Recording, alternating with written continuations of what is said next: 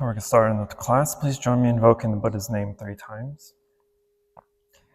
Namo Shakyamuni Buddha. Namo Shakyamuni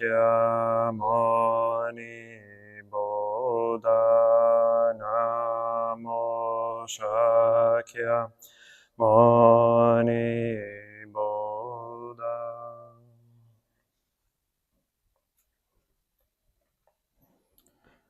Namo Shakyamuni Buddha.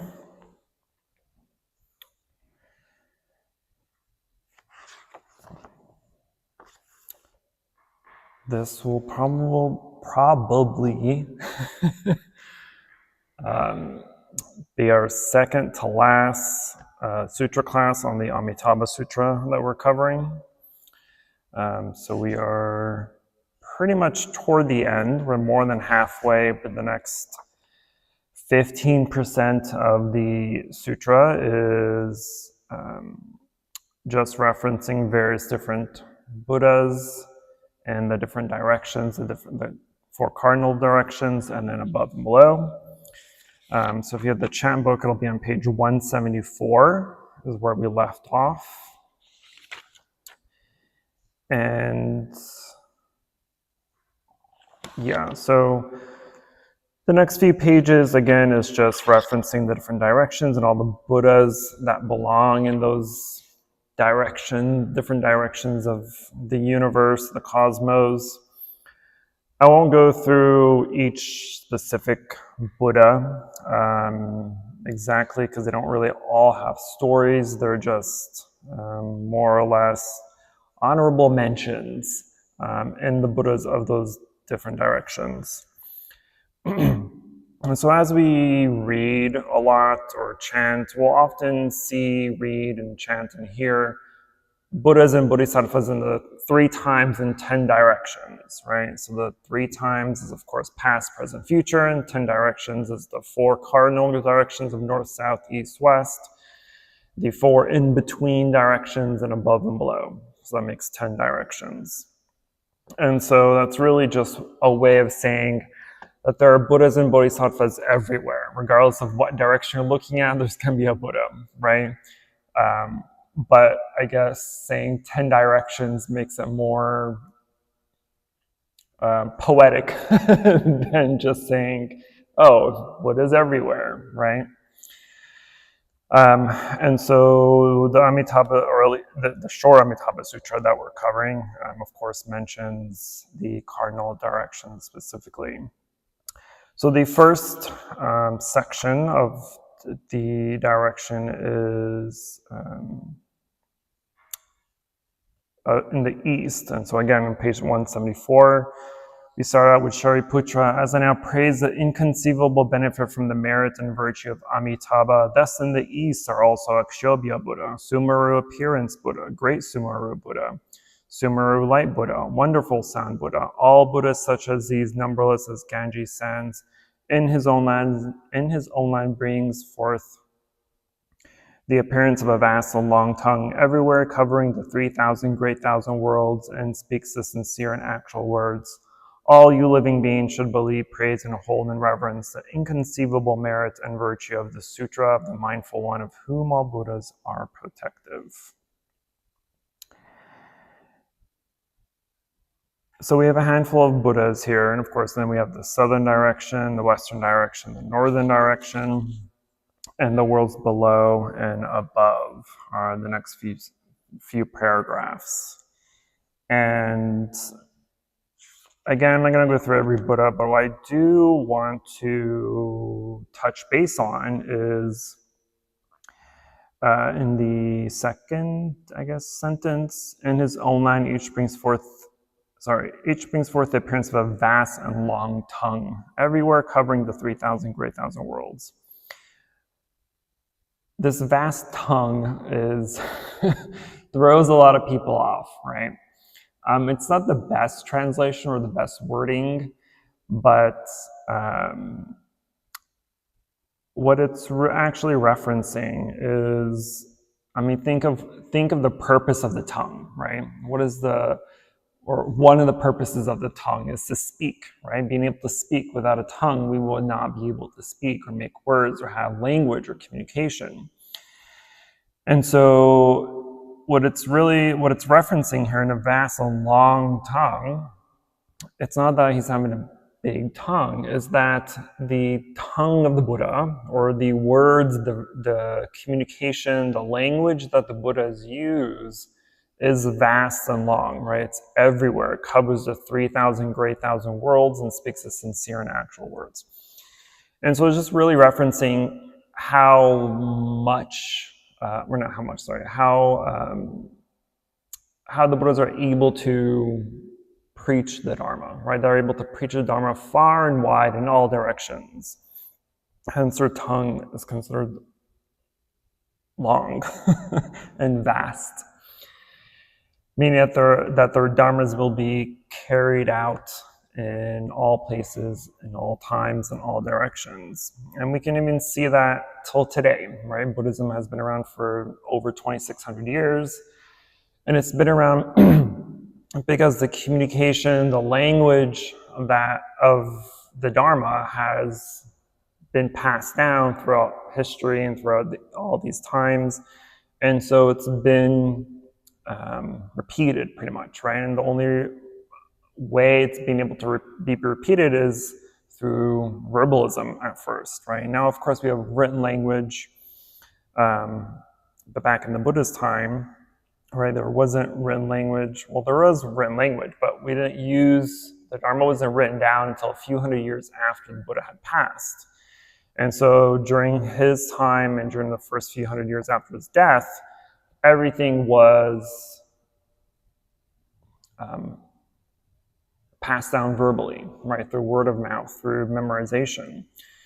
And that Stephanie actually brought up that good question here, that is why we chant. And that's one of the reasons why we used to chant, is because memorizing the Dharma, memorizing the sutras was the only way to keep track or keep record of the Dharma. And as time went by, of course, we started having written language, and we started to write things down. And so the memorization started to be less and less common, but it's still an important aspect that we still practice till this day. And so now, even though we have written language and we don't necessarily have to memorize the Dharma or the sutras necessarily, but we chant because it's one way to kind of ingrain the Dharma within us as we chant it, right? Especially when we're chanting out loud.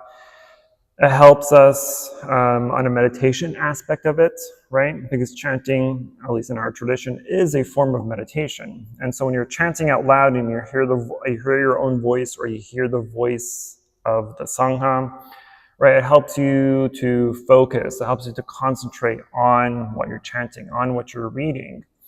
That way, afterward or later on, when you meditate and you sit and contemplate, you can contemplate and recollect the sutra that you chanted, because it's much easier to remember something when you've read it out loud, right? The same way for most people, at least, is when you write things down, it helps kind of cement what you've heard or listened to, and you're trying to remember or just record. Writing things down helps solidify what you've just learned. Likewise, chanting out loud does the exact same thing, right? It helps solidify what you've been reading into the mind. It helps you recollect what you've read or listened to. That way you can bring up that memory later on and meditate on it or contemplate on it. So it's much easier to kind of contemplate or study the Dharma when we chant it.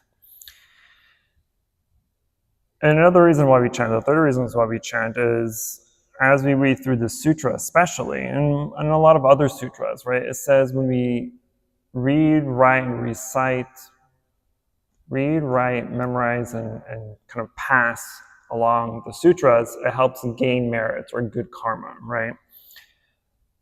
But it's not the act of chanting itself that brings merit. It's not the act of writing the sutra or preaching the sutra or spreading the sutra around that's creating the merit. It's the actions you do from whatever you've learned from that sutra, right? And so all sutras, of course, help us learn ways to end our suffering and to attain enlightenment, to develop compassion, kindness, generosity, etc., and all the different aspects and paths of our practice. It teaches us those things, right? And so when we read the sutras, it's essentially reminding us of those characteristics that we want to develop within ourselves. That way, when we're out and about in our everyday life, we can try to recollect what we've been chanting and use those practices and actually apply them, right?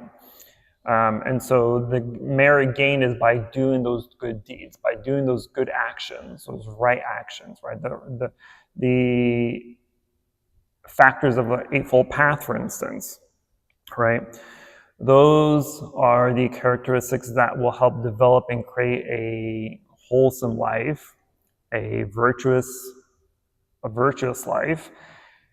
But it's not enough just to know what they are. It's not enough just to learn them. It's not enough just to read about them. We have to actually do the work. We have to put them into practice, put them into action. And by doing that, that's how we gain this merit, right? It's not simply just by the chanting. The chanting itself doesn't do anything, right?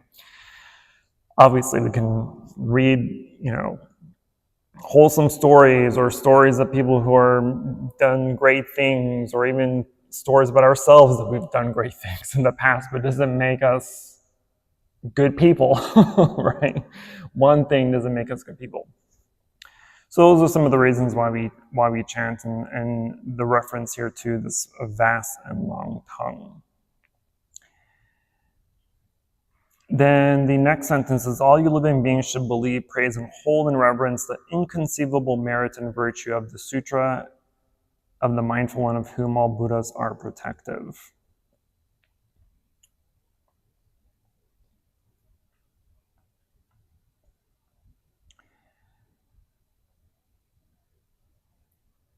The commentary for here is, all of you should believe, praise, and hold in reverence the inconceivable merit and virtue of the Sutra of the Mindful One, of whom all Buddhas are protective. The Buddhas here are mindful and protective of this sutra, right? The same way that the Buddhas are mindful and protective of the Lotus Sutra or any other sutra, right? So if you read or recite the Amitabha Sutra, the Buddhas of the, again, 10 directions will happily come to your aid, right? And in the future, when your life is over, they will witness your rebirth in the line of ultimate bliss. And especially in the sutra, we see quite often the verbiage of faith and vows. And those are one of the kind of main points of the sutra, is the upholding of faith and vows. I'm trying to find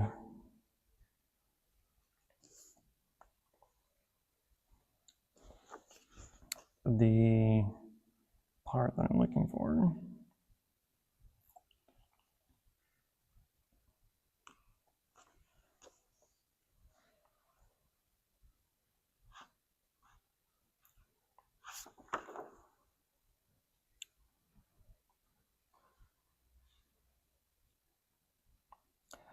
Well, I'm lost in my own notes, but the point is, faith in Buddhism in general, not just in this sutra, but in general, faith sadha, is faith in ourselves, faith in our practice, faith in knowing that what we are studying, what we're reading, what we're practicing, what we're doing is correct in a way, right? Think of meditation, right? Meditation is an excellent example, because the more you meditate, the more you actively put in the time and the effort and the diligence in that practice, the more you succeed in that meditation. And it's that success that helps you build and develop that faith, because you know, oh, hey, this is working, or something is happening in the mind, right? You're able to see clearly, more clearer. You hear more clearly. You're able to interpret and see things for what they are versus seeing them through the eyes of ignorance or greed or anger. And so meditation doesn't have this aspect of gaining, right? People think that when we meditate, we gain wisdom, we gain clear seeing or clear knowing, but it's actually the complete opposite. Meditation isn't about gaining anything. It's about letting go of those things. It's about letting go of our ignorance, letting go of our greed and anger and our false perceptions and our false views and all the things that, all the defilements of the mind, right? It's about letting go and shedding those things. So it's not about gaining anything.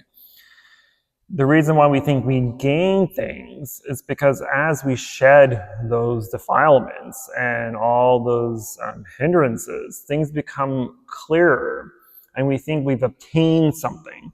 But really it's just something that's already there, right? It's just buried and it's covered in all this mud, pretty much, and dirt. And we don't see it because it's covered up. So we think it doesn't exist, or we think we don't have it. And so as we meditate, and as we start to clear the path more and more, the defilements start to melt away, it starts to shed away, and we start to see that light, right? And so we're not really gaining anything. We have that money, that jewel within us. We just have to dig it up, right? Same way we have to dig up the other jewel from the earth, we have to dig out our own Buddha jewel within us. And so faith becomes a pretty important aspect in our practice. And then with faith comes those vows, right?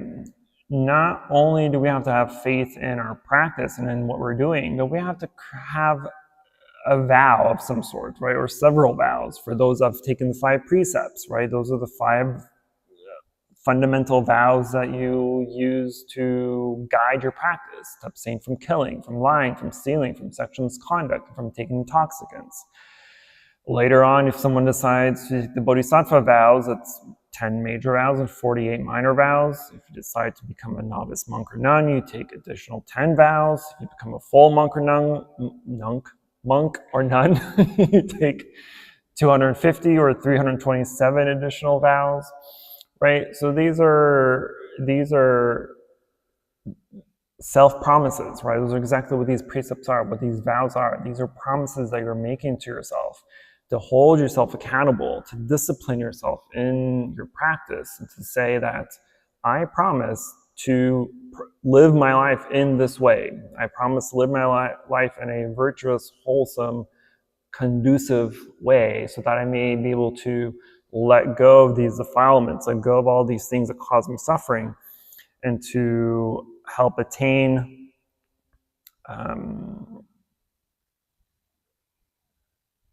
that enlightenment for myself and for all other beings. So faith in precepts or vows become, especially in the Pure Land practice, right, in the Amitabha Sutra, are very important practices. And even if you don't, even if you haven't taken precepts, right, making a vow is still an important practice too, because the vows aren't for anybody else except for yourself, right? Taking the 5 precepts isn't for anybody else except for yourself.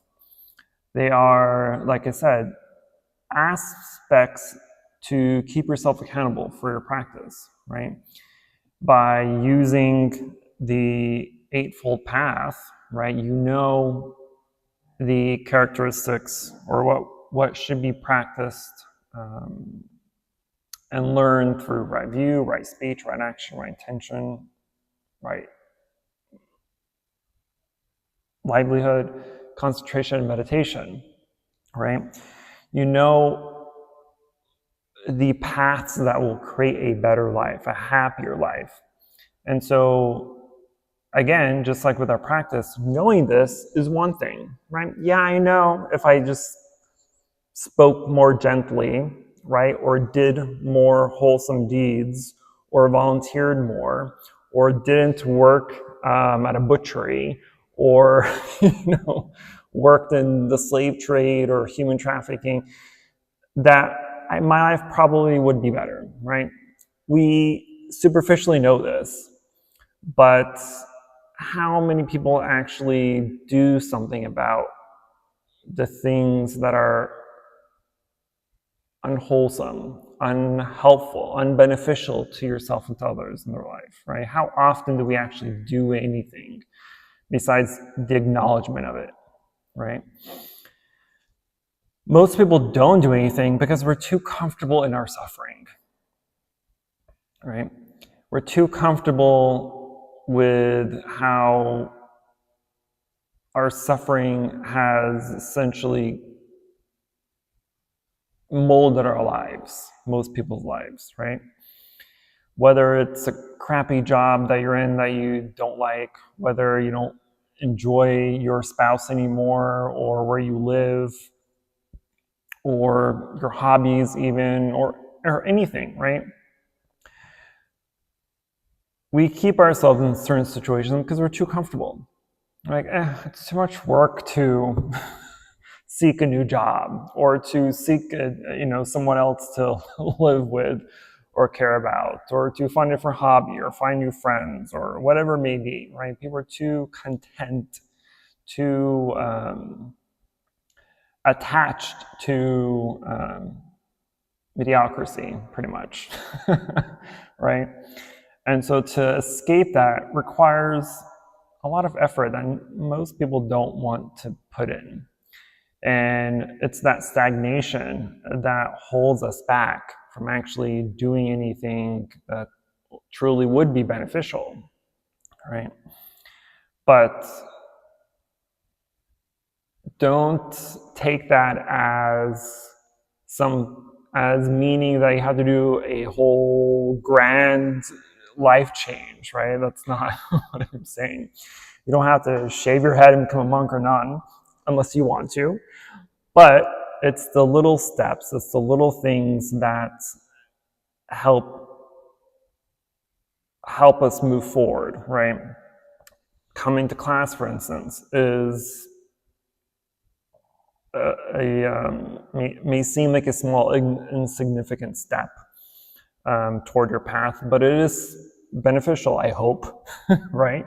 Or just opening a book and reading it is going to benefit you, right? Instead of watching TV or, going out to, it's Friday night, so instead of going out to a bar or the club or whatever, right? Instead of doing that, you're here, or you're reading a book, or you're studying, or you're meditating.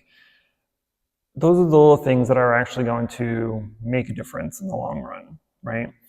We don't see it right away, right? We don't see the changes within ourselves right away.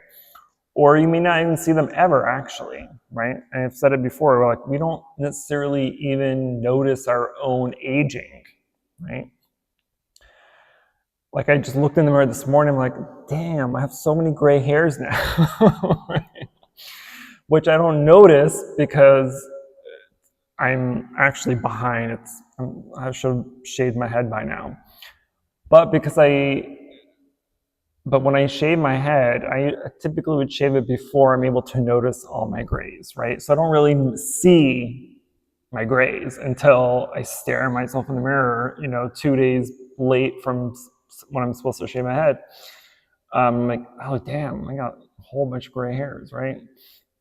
I'm like, is this what it looks like to be almost 40? Right? So we don't really see these changes within ourselves, and you don't see those changes in your practice a whole bunch either, right? Especially in meditation, because when our meditation development is so personal, and your experience that you have in meditation is so unique, right? It's not something that you can compare to anybody else's experience. or someone else's story, or someone else's journey, right? It may take someone a year to attain full enlightenment. It may take you 5,000 years, right? It doesn't matter. We don't know.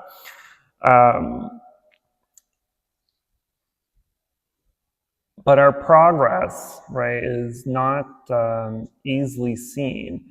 And because it's not easily seen, this is what holds people back.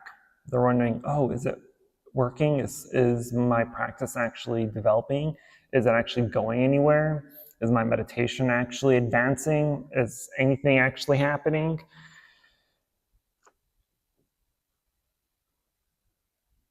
But despite those questions, despite that doubt, right, which is a hindrance, right, of the 5 hindrances, the 5th hindrance is doubt, right?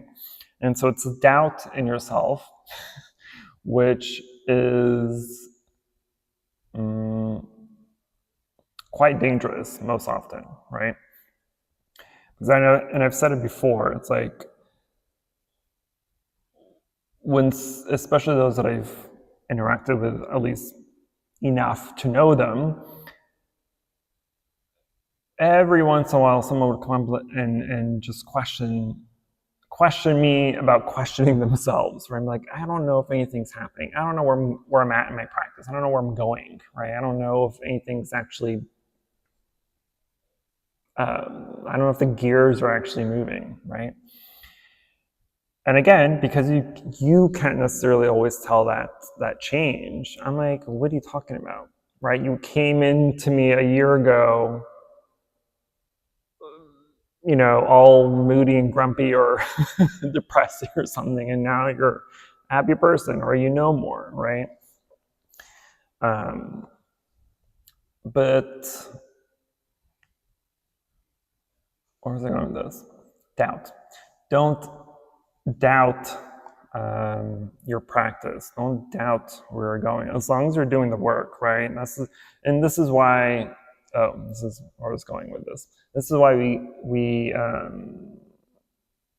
make vows, because the vows help us remind ourselves to stay on track, to remind ourselves why we're doing this in the first place, right?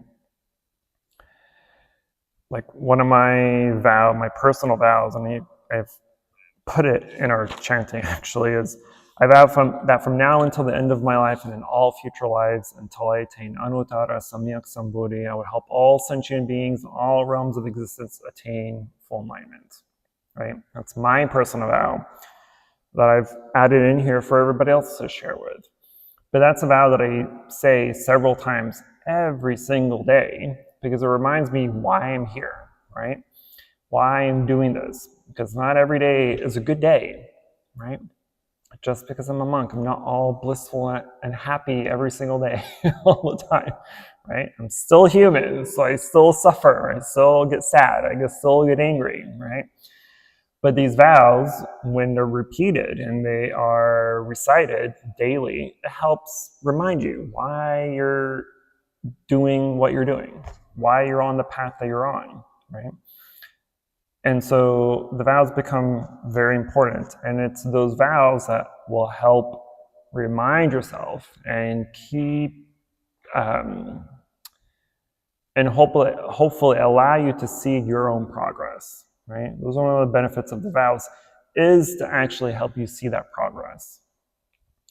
Because you can go from, well, let me come backtrack a bit. When you're practicing meditation, if your meditation practice is consistent and pretty stable, one of the easiest way to kind of track your meditation progress is time, right? The amount of time that you spend in meditation. For most people that are new to meditation, 5-10 minutes is like the max they can sit, right? But as you progress, hopefully the time that you spend in meditation also progresses. So you go from 5 minutes to 10 minutes to 15 minutes to 20 minutes to 25 minutes, right? And you add more and more time to it. So that's one way of knowing that your meditation practice is getting better, right? Another way is just to see how you're meditating, right? That's why we label. That's why I've said it before. If you label things and add things to your bucket, right? So when you are labeling things, we have whether you're using the 3 poisons as your 3 buckets, right? Of ignorance, greed, and anger, or the 5 hindrances of sensual desire, ill will, doubt, sloth, and torpor, and restlessness as your buckets.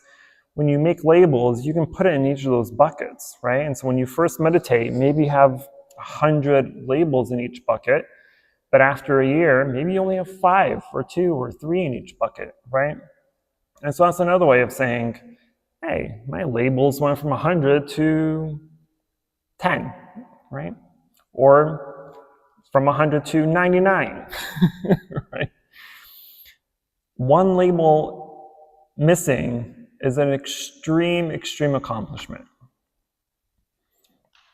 It's an extreme accomplishment. You should get awards. You should get worldwide recognition for that, actually. Because one of the things that allow doubt in people's mind is the misconception, a lot of the misconceptions of meditation, right?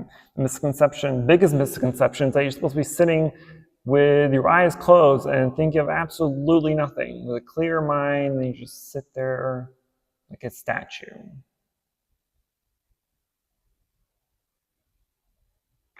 Well, what does a statue do? Nothing. So why are you sitting down and doing nothing? Right?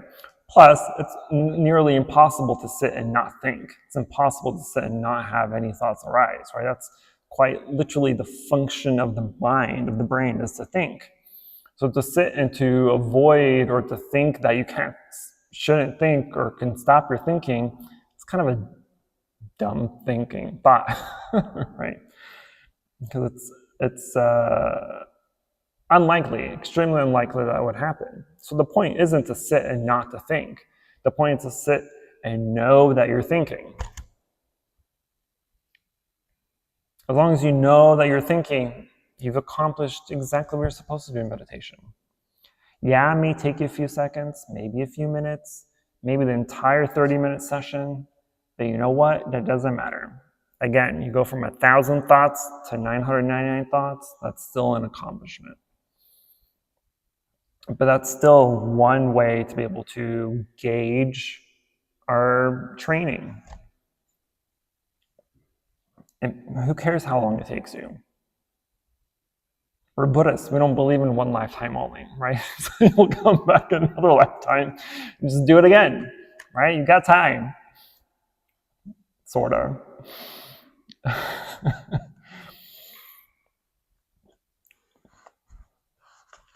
All right.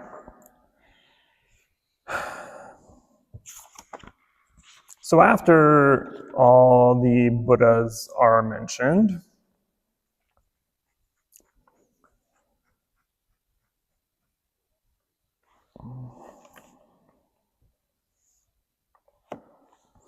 after the Buddhas mentioned, then we get to the next paragraph on page 177.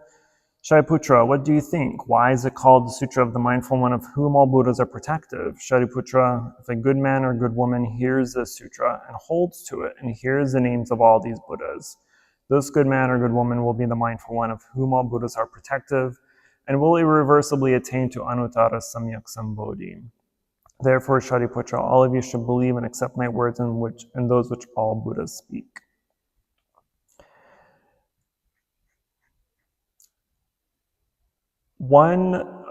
Some thoughts that come when we read the sutra at face value for the first few times, maybe, it'll sound like a sutra that is very blind faithy sounding almost, right? Because even here it says, if you hear the names of all these Buddhas, this good manner one will be the mindful one of whom all Buddhas are protective, and it will reversibly attain total. So it just sounds like if you just say or hear the names of these Buddhas, that you automatically, be reborn in the Pure Land. At face value, that's what it sounds like, right? But if we really read it carefully and kind of read it in between the lines, kind of, sort of, and kind of really go back to the beginning,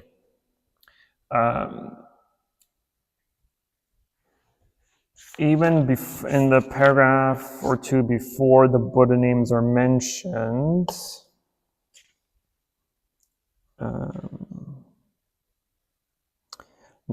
it'll say, we said, Shariputra, those living beings who hear should vow, I wish to be born in that land, and why? Those who thus attain are all superior and good people, all gathered together in one place. Shariputra, one cannot have few good roots, blessings, virtues, and casual connections to attain birth in that land.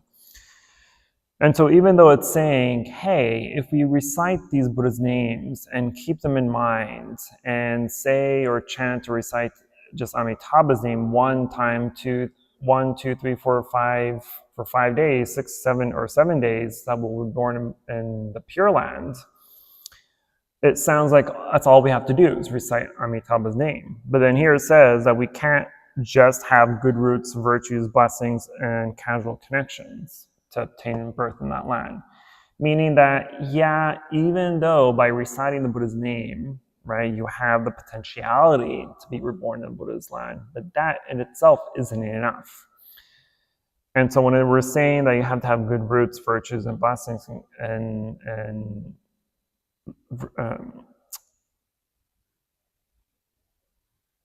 good roots, blessings, and virtues to attain birth in that land, it means that you actually have to put the work in, right? You have to create those blessings. You have to create those virtues. You have to create that merit on your own, and that's what's going to bring you to the Pure Land. It's not just the recitation, right? Then that in itself then becomes just blind faith, right? Meaning that if you just recite Amitabha's name, that you're just going to, magically be reborn in the Pure Land.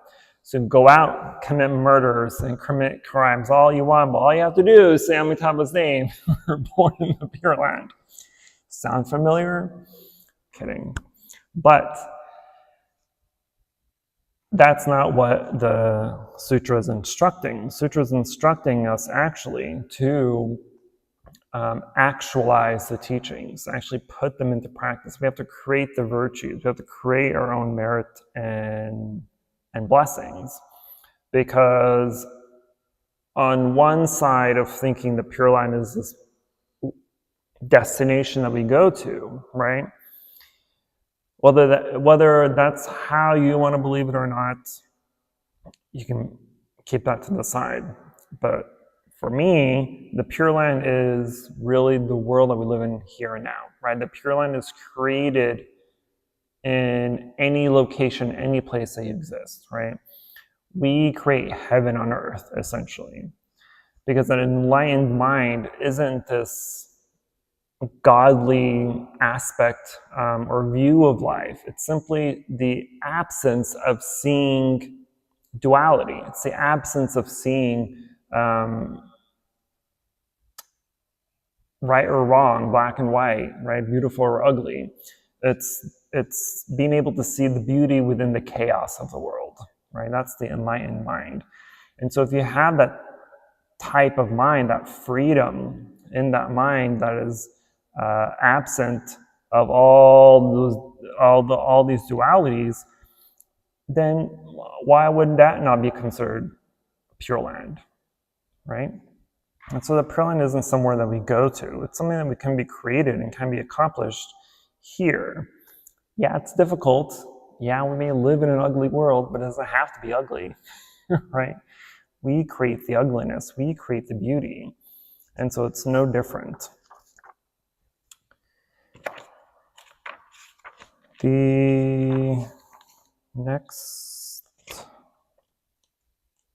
section is Shariputra. If there are people who have already made the vow, who now make the vow, or who are about to make the vow, I desire to be born in Amitabha's land. These people, whether born in the past, now being born, or to be born in the future, all will irreversibly attain to Anuttara Samyak Sambodhi. Therefore, Shariputra, all good men and good women, if they are among those who have faith, should make the vow, I will be born in that land. Again, the keywords here of faith and vow come back in.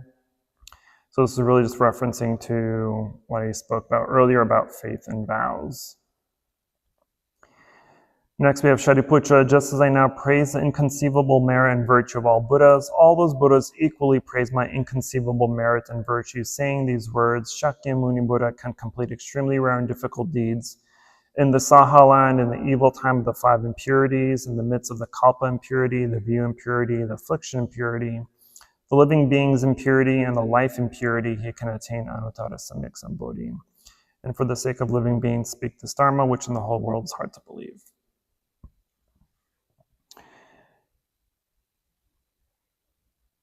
In Buddhism, the land, this world that we live in is called the Saha. It's called Saha world. So anytime we see Saha in any of the sutras or the texts that we read, just know that Saha just means this world that we live in, right? This earth, pretty much. And so here it's bringing up impurity, the 5 different types of impurities. The first one is the Kalpa impurity. Kalpa just means time. Kalpa means a long period of time. And this impurity is dependent on the 4 other impurities. And so as the other impurities exist, time, of course, exists, right? Because time only exists because beings exist, consciousness exists. And the view impurity is pretty much that, right? It's impure thoughts, it's impure views, sorry. And it's specifically here, it's referencing to prohibitive morality and immoral conduct. And kind of specifically taking genuine doctrine to extremes. And we have the affliction impurity. And here, affliction impurity in the commentary refers to what we call 5 dull servants, and they are greed, ignorance, hatred, pride, and doubt. Then we have living beings, impurity. And this is more or less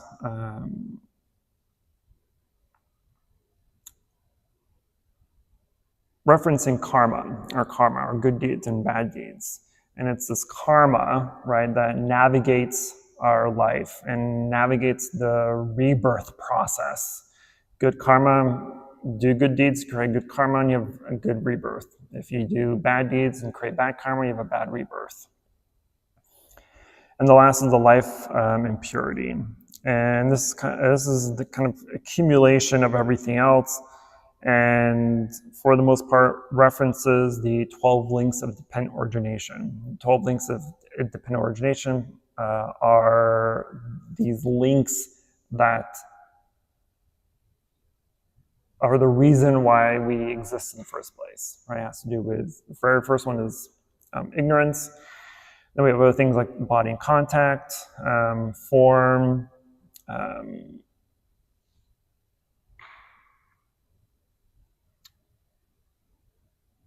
oh goodness, why am I blanking? It'll come to me in a bit. But anyway, it's the aspects of, and the reasons of why we exist, and the delinking of any of those links, right, will essentially put a stop to our rebirth process. And it ends the cycle of rebirth by breaking any one of those chains, any one of those links in the chain.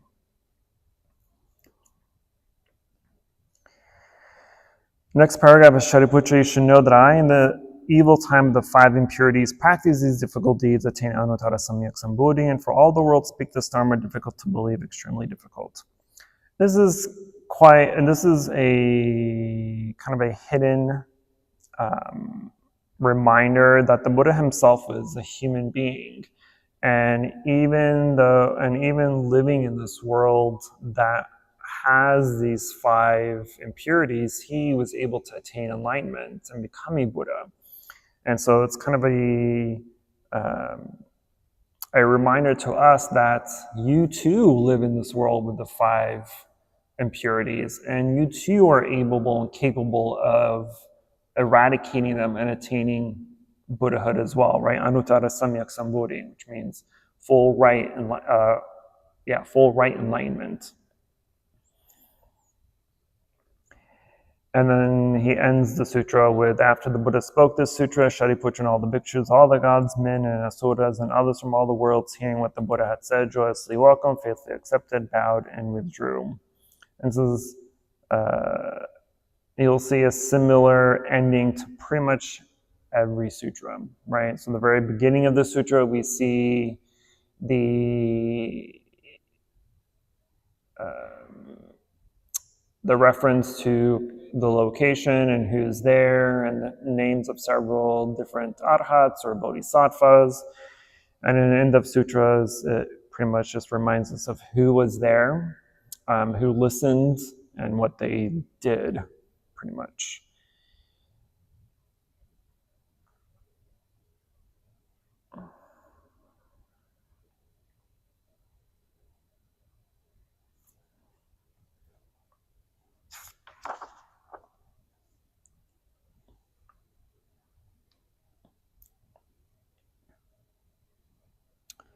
So that's the Amitabha Sutra. We spent, almost a year on this. So we've finally concluded it.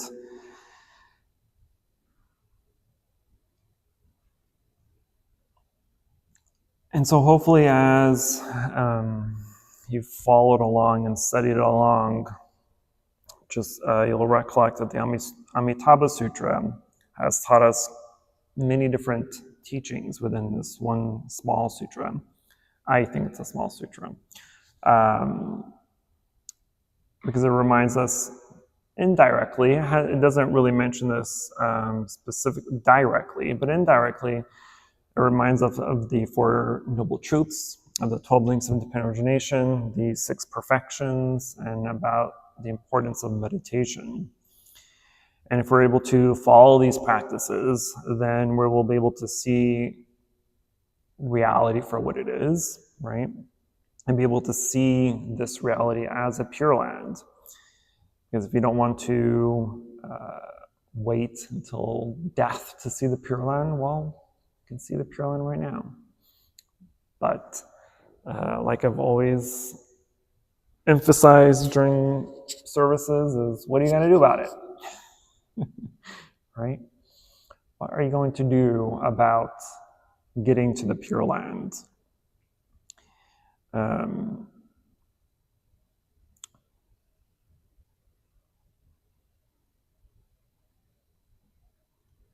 And whether you take this sutra literally, right, since there is a Pure Land tradition, right, that focuses on the 3 Amitabha Sutras, whether you take the sutra literally or take the practice of the Pure Land literally or not, it still teaches us, valuable lessons in how we should conduct ourselves and conduct our lifestyle, pretty much, and how we want to represent ourselves when it comes to the way we think, speak, and act. And it's also a beautiful reminder that there are many paths that we can take in our practice to attain enlightenment, right? It's one of the beautiful aspects of Buddhism is it's not just one way or the highway, right? Which is why we have quite literally hundreds of sutras, right? Because they are all different ways to practice, different ways to think and to contemplate, to meditate and to practice, but they all lead to the same goal. They all lead to the same goal of severing our sufferings of ignorance, greed, and anger, and to be able to attain that quality of enlightenment within ourselves and live in a pure land. Because that's essentially what the Buddha is trying to have us do, is to become enlightened, right? Is to eradicate our suffering, because he suffered, and he knows the causes of suffering, and he knows the destruction that suffering has on life. He was like, hey, I don't want this. I don't want you to have this either, right?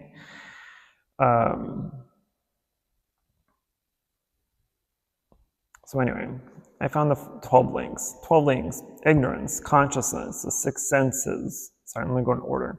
Ignorance, volition, consciousness, name and form, the 6 senses, contact, feeling, craving, grasping, becoming, birth, old age, and death. Those are the 12 links of dependent origination. And it's the severing of any of those links that will end our cycle of birth and death. So, which one are we going to sever first? Which one are we going to cut up?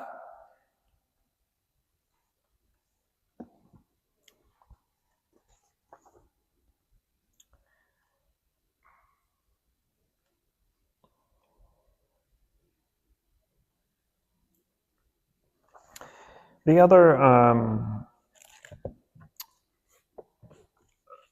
or one of the main practices of the Pure Land tradition is the recitation of Amitabha's name, right? And I mean, even we do it here quite often, but just like anything else we do, right? Reciting Amitabha's name, or any Buddha, right? Because all Buddhas are equally enlightened, right? They all have attained Anuttara Samyak Sambodhi, full right enlightenment, full correct right enlightenment. And so they're all equal. So even though we have a plethora of different Buddhas and their names, they are really all one, right? All kind of one enlightened consciousness or aspect or being or whatever you want to call it. But the point isn't to recite like each of those names, right? No one is more important than the other. But as time has gone on, and the teachings of Buddhism have emerged through different places and times, the same way that the Buddha gave us thousands of different sutras, we have thousands of different Buddhas for those that are in need of specific remedies in life, right? So, for instance, we have the medicine Buddha, Vashyashya Guru Buddha. Medicine Buddha is for those that need medicine, right? We know the Buddha, we have this parable of the Buddha being comparable to a physician, right? You go the same way we go to the doctor when we're sick or we have some sort of illness. He prescribes us medication and we take that remedy and hopefully we become well again, right? And so the Buddha is like that physician. We go to him with our sufferings, with the things that cause us suffering, ignorance, greed, and anger. And he's prescribed for us the medication. In this case, it's the 4 Noble Truths and the Eightfold Path that comes with it. So he's given us the medication, right? He's given us this prescription. But again, that's just like us, all right, reading what we need, but then we're just forgetting about it. We never picked up that prescription. We never called it in. We just know it exists. But again, just reading something doesn't make us an expert at it, right? Knowing that you need this medication to feel better isn't the same as actually taking the medication to feel better, right? And so the Buddha had not necessarily created, but he had brought up, these different Buddhas in different places and times for specific people that want to focus on a specific thing, right? Like Amitabha, the Pure Line tradition, in a lot of places around Asian countries especially, is a very much a lay practitioners, is mainly geared toward lay practitioners. Because again, what does the Amitabha tradition focus on? Reciting Amitabha's name 10,000 times a day so you can be reborn in Amitabha's land, right? And so it was geared toward back, 1,000 years ago, for people who didn't have the time to go to a temple, who didn't have the time to practice, deep meditation practices, or really be able to sit and listen to the Dharma from the monks and nuns for, an hour or two a day, because they were laborers, they were farmers, right? They were workers, they didn't have the time. And so by giving them the Pure Line tradition, the Amitabha tradition, and saying, hey, if you just recite Amitabha's name while you work and while you labor and while you farm and, do all these other things, that's equally as beneficial, right? But the caveat that comes with it is just the recitation of Amitabha isn't enough, right? It's what are we doing with Amitabha's name when we're reciting it? The same way when we invoke the Buddha's name or the Bodhisattva's name, or when we bow, right? What is the reasoning behind that? What is the motive behind that? The only reason we invoke, when we say Namo Shakyamuni Buddha at the beginning and at the end of the services, isn't an act of worship, isn't an act of submission. It's reminding us, right? Because Namo means homage to, or blessed, or blessed be, right? To Shakyamuni Buddha. And so when we're reciting or invoking the Buddha's or Bodhisattva's name, we're not, again, it's not to bring them, to descend them down from the heavens, right? Because for all we know, they probably don't exist or never existed. But the reason why we do it is because at the very least, we know that the characteristics and the aspects of the Buddhas and Bodhisattvas represents compassion, represents generosity, represents loving kindness, represents enlightenment, right? And so when we invoke their names, we're trying to remind ourselves of those characteristics and the motivation that we want to develop those within ourselves, right? And so when you're reciting, so when the farmers or laborers were reciting Amitabha's name, that's what they're doing too. They are purifying the mind. They were reminding themselves that to think good thoughts, to say good words, to do good actions. And it's that combination of those three that will purify the mind and bring them to the Pure Land. So think of it that way, instead of an act of worship as most people see it. There's no such thing as worshiping here. You want to worship? Go to a place that has the word worship in their title or something. There's no worshiping here. I should put a sign up, no worship allowed. But you get the gist of it, right? Does that make sense? Questions, concerns, emotional outbursts.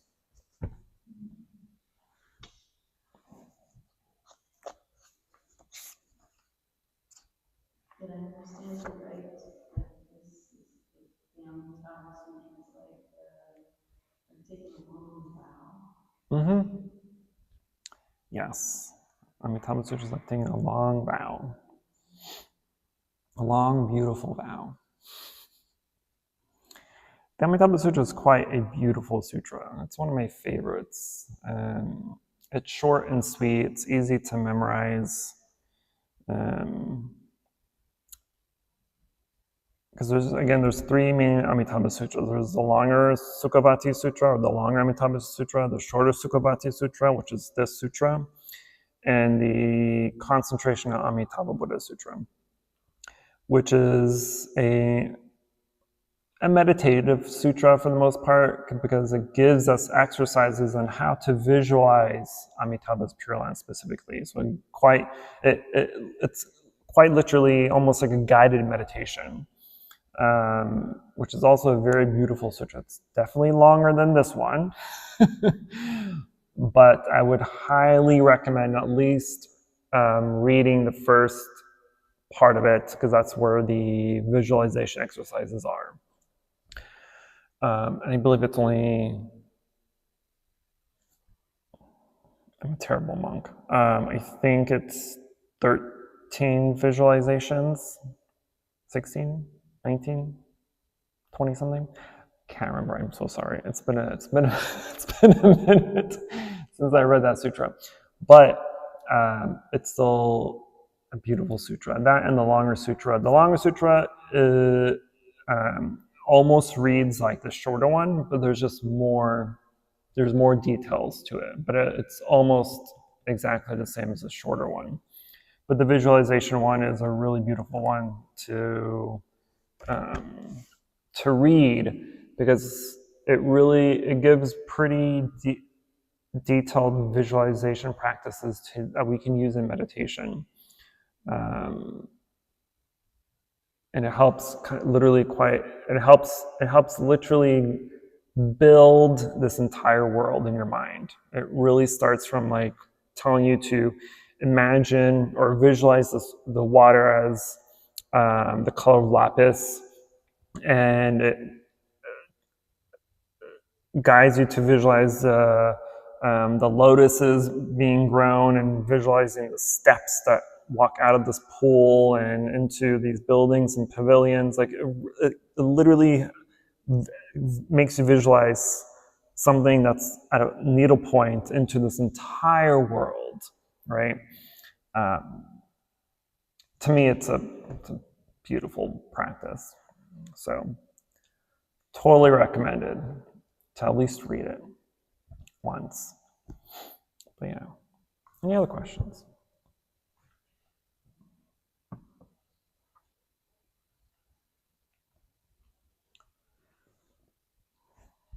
I thought I would talk more. I'm like, we have one more class, but I'm done. So I don't know what I'll do with the next class, if we'll have it. So I have to figure out what. We'll take a break for at least a month or so before we start up the next sutra class. I have to figure out what sutra next we can cover. That's.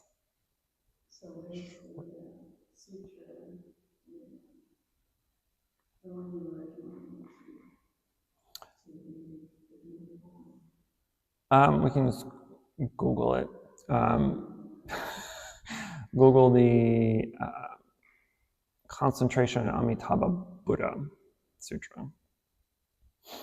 Yeah, it's.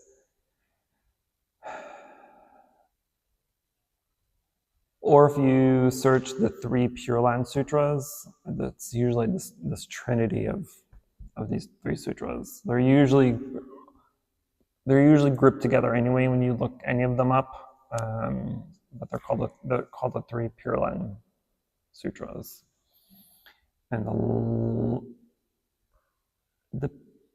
depending on the publication, typically it's the shorter Amitabha Sutra, the longer Amitabha Sutra, and then the Concentration Sutra.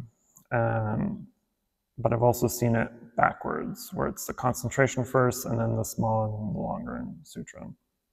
But regardless, the title will be different than the other 2. But you can just look up the 3 Pure Land Sutras. And that trinity of sutras is usually there.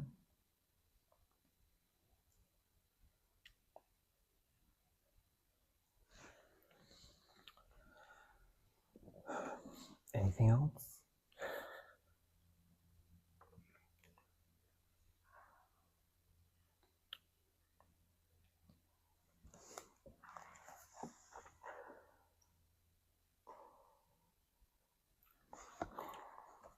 I feel like we've spent because we spent a few months talking about the sutra before actually talking about the sutra.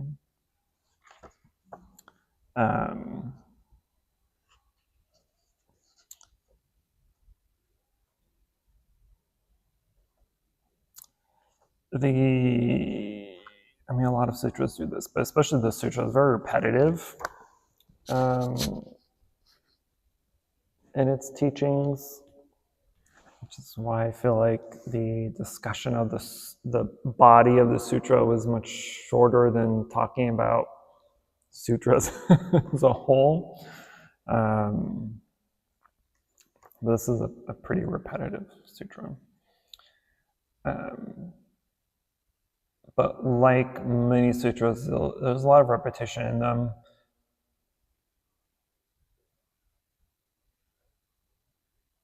Because it's one of those practice makes perfect kind of aspect, right? Which we know, the more you practice, the more you study, the more you are better equipped and better learned. So it makes sense now. I remember back in the day when I would read sutras, I'm like, did I just read this paragraph? I'm like, why am I rereading this again? Right? Like, why is this mentioned for the 5th time? After a while, it just makes sense why things are repeated quite often. Because the more you it does, exactly. Helps you memorize it.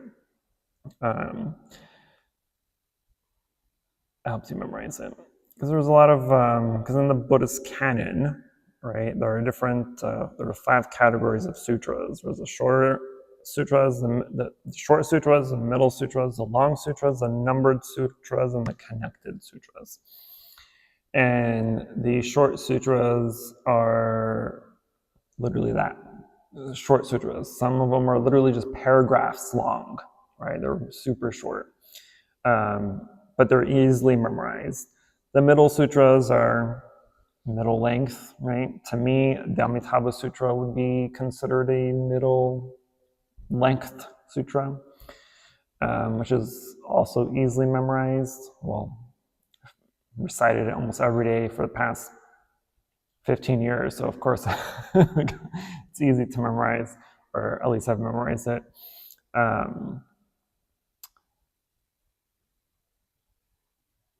Where was I going with this?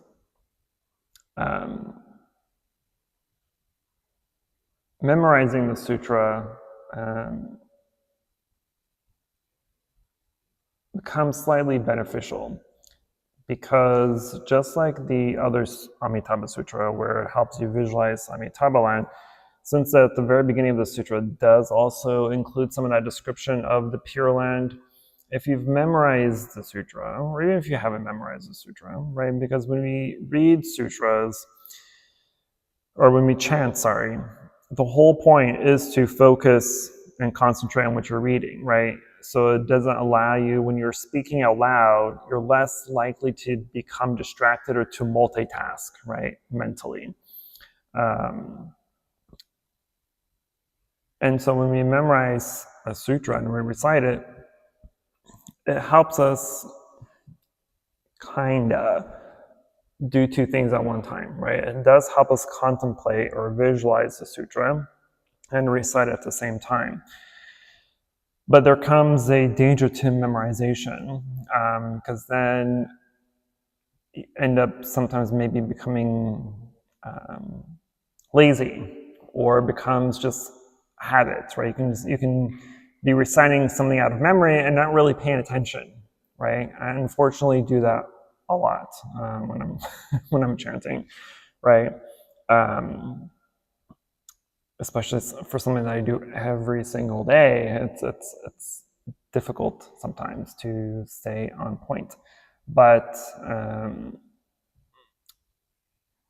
for sutras that are also meditative, like the Amitabha Sutras, those to me I think are beneficial to memorize, at least the shorter version.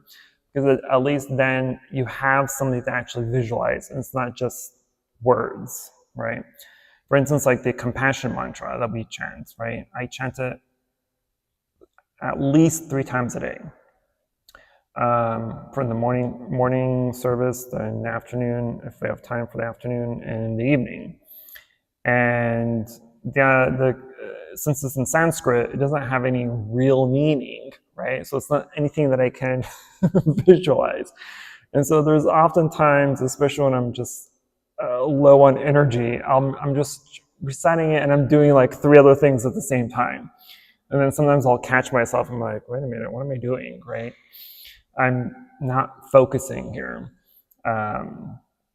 So just kind of also keep that in mind. Don't memorize for the sake of memorizing. Memorize for the sake of functionality. Awesome. Okay, we'll end the class. I'll remind everyone that next Saturday is our retreat. Finally, we haven't had a retreat in almost a year. So we're behind schedule in our retreats. We'll have our meditation retreat on Saturday. It's a full day retreat, so it'll be from 6 to 6 a.m. to 6 p.m. It's a meditation 1, so it's more meditation, less chanting. We only have 2 chanting sessions for the opening and closing ceremony. But then we'll spend good 6 hours of that 12 hours in meditation. Not all at once, because then people start to fall asleep and stuff, and I'm like, you lazy. But we'll spread it out and make things easier for everyone. All right, please join me in invoking the Buddha's name 3 times and transfer the merit, and we'll end today's class. Namo Shakyamuni Buddha. Namo Shakyamuni Buddha. Namo Shakyamuni